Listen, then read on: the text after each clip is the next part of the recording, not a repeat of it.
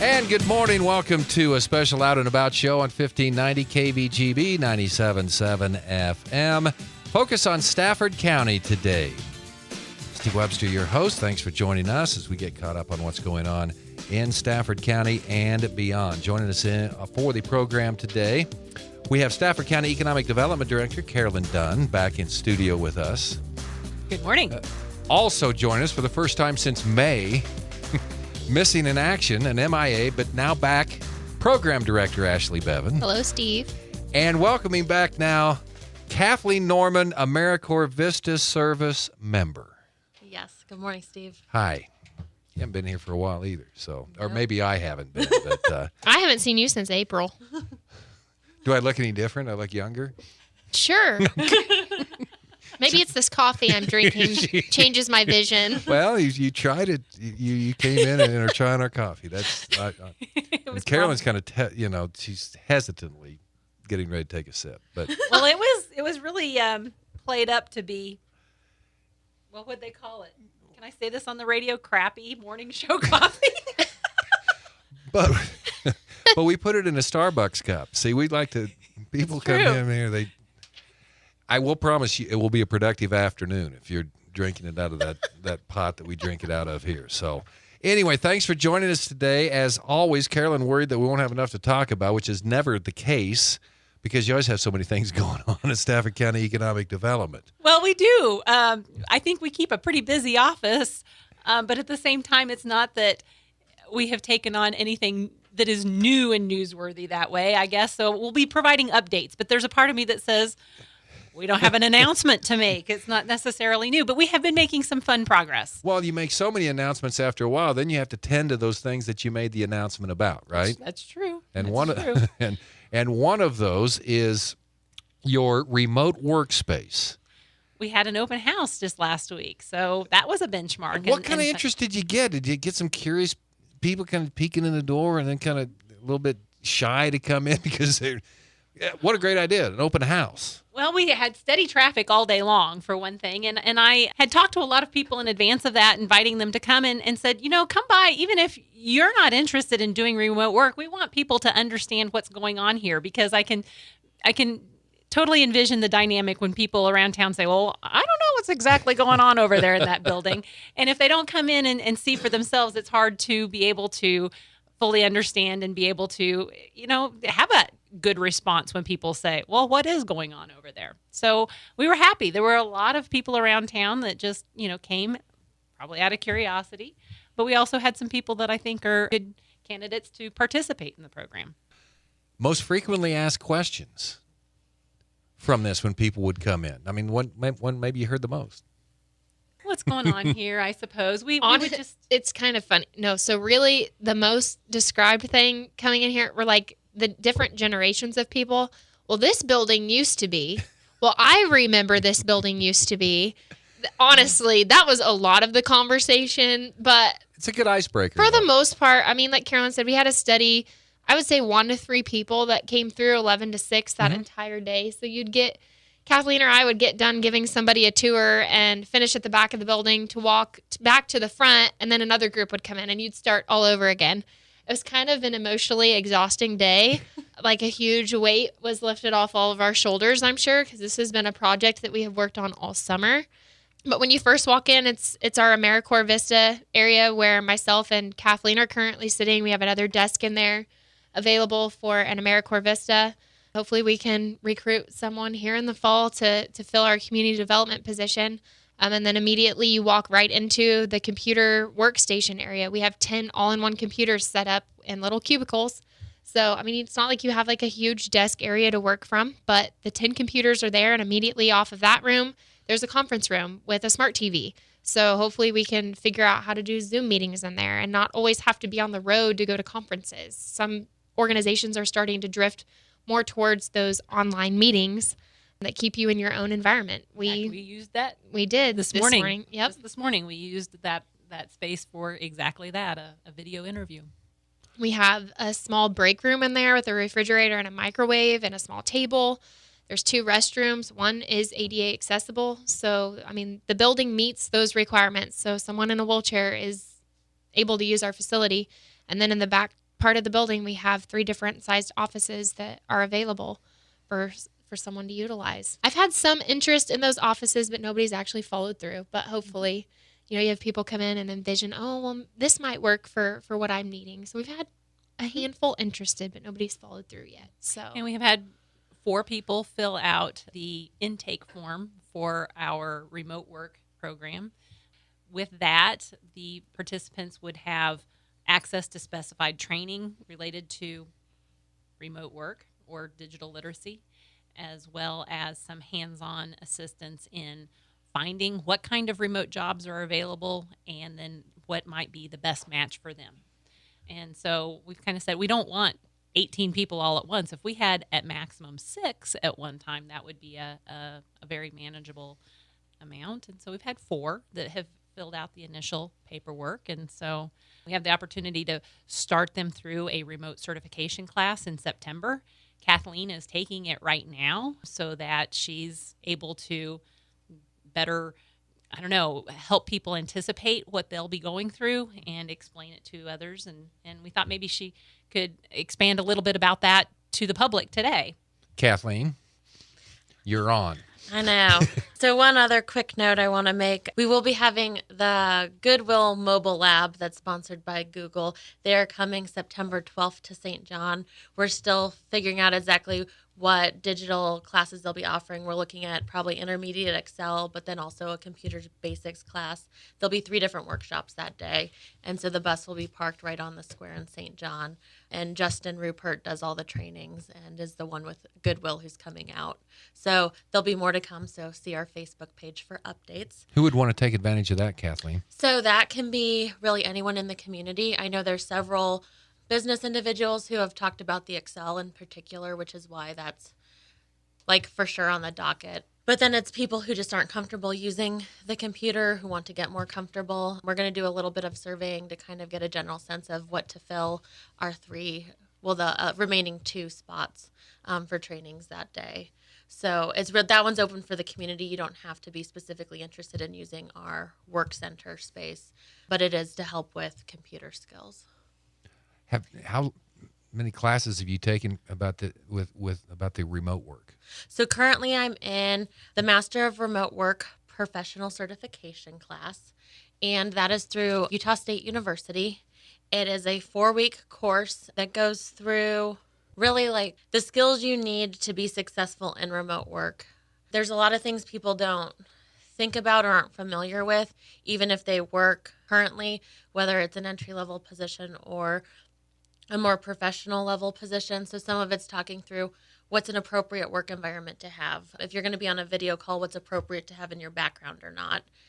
We're looking at things like workflow and productivity and time management. When you work remotely, employers can't see you sitting there working. And so they use different software and applications to kind of break out what are the tasks on a project, what are the checklist steps, and then that's how you kind of communicate and go through, is that you mark off what you've been working on, but you have to be able to think through, if the goal is to have this report done, in 3 weeks, who do I need to be collaborating with on my remote team? And having meetings, just do you need to set up a video conference meeting? Do you communicate mostly using one of the chat apps like Slack? Or do you have phone calls, email? And so it's really kind of learning what are all the tools at play when you look at the remote job field and how are they utilized to make sure that you're getting done what needs to get done for your particular role. Is certification required? So certification is not a requirement. One of the things we found with our research and talking to others is if you don't have remote job experience, employers can be very hesitant to hire you because they don't want to be the one with the experiment. And so by showing that you are understanding and proficient in what it takes to work remotely, there's a better chance of getting employment, not previously having remote work experience. Carolyn, give me some examples, if you can, of remote work. Well, it could be a lot of different things, and that is part of the hard thing to get your head around, is what kinds of jobs are available. And that's the reason that we have developed a contract with a company called FlexJobs that essentially is the big classified ad for a lot of companies, that have remote jobs available. They'll also provide some specific coaching to individuals in finding a job. But in general, I think there's 3 different areas of remote work. One is more customer service. That would be when you call in and you want to talk to an agent that, it might be taking orders for a company. One example that's come up is roadside assistance. It could be, I don't know, you guys can probably jump in, but generally customer service oriented work is one category. A second category is technical. So this would be things that relate to IT expertise. We aren't starting with this, but we may evolve into training opportunities related to coding, which would get you in on entry-level computer programming jobs. But that's one general area. And a third general area is those that are of a professional nature, and the employment is really around what your professional expertise is, but you may be able to accomplish it remote. So in other words, I know somebody that works in transportation logistics right now, for example, from St. John, and he was first a professional in that area, later made the choice to move rural, but was able to keep the career because of the remote work capacity. You can do those kinds of things remote. It could be nursing. It could be teaching. It could be, I don't know, any range of professional things. But you kind of have to have some element of education or expertise in that field to be competitive for that type of remote job first. So you would have this cubicle scheduled from this amount of time on this particular day? What we have set up is a membership agreement. Okay. And Kathleen has been working on developing that contract. But basically, by becoming a member of the Workspace, you will have an electronic key that gives you the ability to use the space outside of the 8 to 5 hours. There's some other expectations that we want people to, basically, we need you to agree to be a good player, to be a part of this.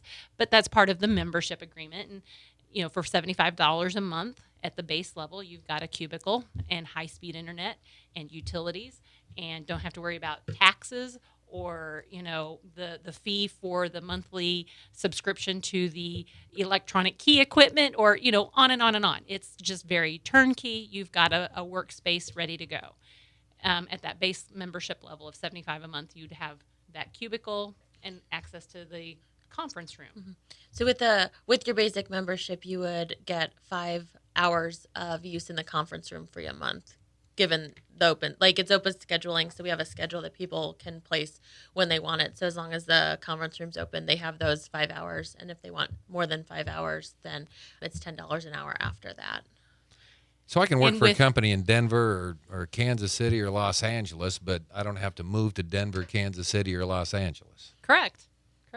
One of the things that Kathleen and I are going to have to start figuring out, we bought some software to use for the building. And so buying a membership will log you into this online profile, and that will allow you to schedule the conference room or pay your monthly membership. So Kathleen and I have some things to iron out on the back end of stuff before we really get a bunch of people through here, but we're working on it. And we already have one individual in town who self-employed or has his own project he's working on, an entrepreneur, and he's going to get a membership to start co-working there. So he's using one of the desks we have and just brings his own laptop and works on his software development. For those that have the need for more space, we have the 3 offices. This might be a fit for someone who is either doing a remote job that requires some privacy. Maybe they're dealing with social security numbers or financial information or health information that you don't want to have open to someone looking over your shoulder. We have rooms that you can, it requires a higher membership level, but we have 3 offices where those are separate and close the door.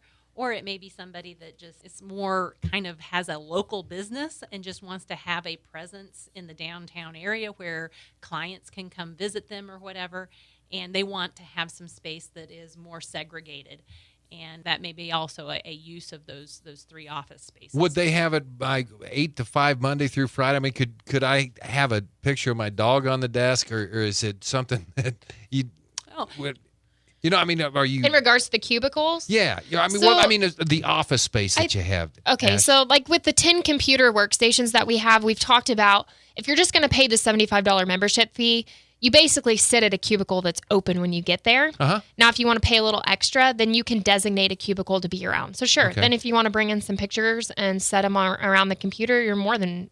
I was kind of thinking about one of those 3 offices. 3 offices. So those aren't even fully furnished. So you're going to have to bring in your own desk, your own chair, your own computer, set those things up. And then if you want a phone, you're going to have to get a hold of Golden Belt Telephone. I mean, the ports are there, but we're not providing the phone. But you're not having to go out and find a building somewhere to do this. No. And so, like, one of the prime examples might be a financial advisor. I don't know that we have a financial advisor in Stafford County. Maybe there's a person that mainly offices out of Great Bend, and they want to be able to meet with their clientele a couple days a week. Maybe they're running out one of our private offices, and they're down there Tuesdays and Thursdays in our shared workspace in one of the private offices. I mean, that's just a prime example of someone that could utilize the office space, and they're not even necessarily going through our remote work program. Insurance agent, somebody like that, I think could. An attorney, And lots of examples. And one of the nice things is everything is a month-to-month basis, so the memberships in the offices, and so that can be really helpful for startups, people looking to develop a business, or people established in a business, so that they're not locked into, a 3-year lease on the space. They're able to, get in, and we hope it works for a long time, but they're also not locked into that financial commitment. Well, there's a lot of people that go lease. through that work different areas and regions, or especially in insurance. Mm-hmm. They'll go work an area for a while, but Right. instead of working out of their back seat of their car, or the very nice motel that we have in Stafford, by the way, you've got an office space where you can actually meet with people. That's pretty neat. Right. I've been doing this the light finally went off for me today. So as sharp as I am, it's taken like 4 shows. I've finally been able to wrap your arms around. This is a new concept. I think it's really, really neat. Well, yes, and I think that's even just like doing the open house and taking people through one by one. It does take a little bit to get your head around it, and I say often too that the idea of shared workspace is not unique. There's plenty of places around Kansas and certainly around the United States that are doing this a lot. But I think the piece of it that's a little more unique to us is the program that we also offer in doing some training and some hands-on assistance in finding remote work if that person doesn't already have a position identified. Mm-hmm. So that's a little bit our own twist. And so there, yes, you do have to maybe offer a little more explanation and context to see what we're trying to accomplish. But I think, like you said, you have the open house and you get some people in there. I think then it really starts growing fast, hopefully. So. And we are by no means experts at this, so we are learning ourselves as we go. So bear with us. Well, and then how much have you learned out of all this, Kathleen? I have learned a ton. Like, you can't even quantify how much I have learned over the past few months. But she's doing awesome. But I mean, the thing is, we're not reinventing the wheel in a sense, but at the same time, it's figuring out how do you be successful. There are some similar programs across the country, but there's not necessarily like the one model to look for. And how do you make this work in rural America? So there'll be a little bit of a learning curve as we get into this, but we're very hopeful and we've seen very good results so far. So. Okay, so maybe I have this expertise of, I've played video games ever since I was like 8 years old, and I know inside and out of these. Can I go down and say, well, is there any opportunities in video game Yes. technician? Well, actually, so there's specifically video game customer service roles that can be available. That sounds better than my title. So someone who's having trouble in the game would either live chat with you or call you, and you would walk them through how to beat that level. Right from our remote workspace in downtown St. John, Kansas. So if somebody had especially the tech skills, I would think would be if somebody Right. even has an idea of I'm pretty good at this. I wonder if there's an opportunity in this. You could go in and say, yeah, okay, Kathleen, is there anybody looking for people, or is there even any remote jobs available to this field? You could say, well, yeah, look at this. And I mean, that's one of the great things about our relationship with FlexJobs is just they have hundreds of jobs, thousands of jobs posted in all sorts of areas, some of them very niche, like, the video game customer service roles. And so, I mean, the possibilities are really endless when it comes to what's out there, what's available, full-time, part-time, temporary, permanent work. So it's really exciting. So we're learning too. We have actually, something somewhat similar. We have a young man who has expressed interest in trying to gain connection to the film industry. Okay. We would like to try to help him find that to begin with. We don't know if that's going to be realistic or if we need to start with any type of remote work just to get the experience in the remote work field and then build into something that's more into a specific area that he's interested in. We're kind of learning as we go too, but we know in concept those kinds of jobs are out there to some degree. And Kathleen, as you said, certification in this is highly recommended if you want to land that job you're looking for. It can be very helpful, especially if you're looking for something above entry level. So if you're looking for more of the professional roles or something that has more responsibility, they're wanting to see that you understand how to play on the team and use the software involved. Holy smokes. Okay. See, I'm a slow learner, but I've got this. It's got to start using your imagination on all kinds. I mean, there's all kinds of opportunities out there. There is. It's exciting. We'll be able, I'm sure, to fill it in with even more detail in the coming months because, as we said, we're at the beginning of it too. But we've already seen that there's a lot of potential. Kathleen Norman's 6 months now. Yes. As a AmeriCorps Vista Service member, but how long did you sign up for? 1 year. So we reached our halfway point. And you're originally from? So I'm originally from Omaha, but moved from Salina. Okay. So I've been in Kansas for a little bit. So you knew I knew what I was getting into with rural Kansas, rural America. Can an AmeriCorps Vista Service member stay more than 1 year? They can. So they're allowed to stay 2 years if they would like. So we'll see if she decides to stay on board or if she goes and pursues other things. We'll see. What do you think, Kathleen? I don't know. You on the spot on the radio. I mean, Okay, we've got 50 seconds here. What are some of the other We named the building a result of a public survey. We did. building at 311 Broadway Street in St. John is called Workspace 311. That's kind of trendy. I liked it. I do have some trendy ideas for how to put the signage on the front. Welcome to Workspace 311. Glad you could come in today.